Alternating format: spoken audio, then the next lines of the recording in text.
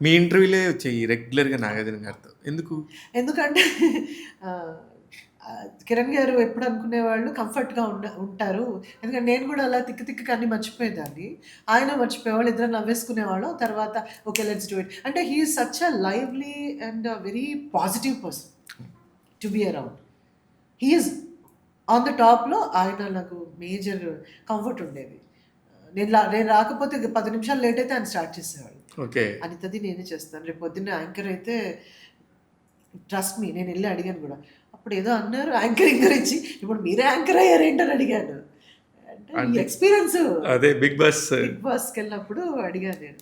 So, he is the person అండి. He is the person. Is a gem. నిజంగానే is a ఈ great. రోజుకి ఇన్నేళ్ళైనా ఆయనను చూడగానే అందరూ అంటారు అనిత కళ్ళల్లో ఇలాగా అది మెరుస్తా 'అలీగర్' ఉంటాయి. సినిమాలో మెరుపులొస్తా ఉంటాయి. ఇంద్రజ గారిని చూడగానే 'అలీగర్' కళ్ళల్లో వస్తాయి చూసారా? 'యమలీల' సినిమాలో. ఇన్ని సినిమాలు చేసుంటాను. ఆయనతో ఒక 4, 5 సినిమాలు చేశాను.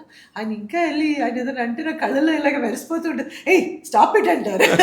"ఏయ్! Stop it Anitha. ఏంటి అనిత" అంటుంటారు.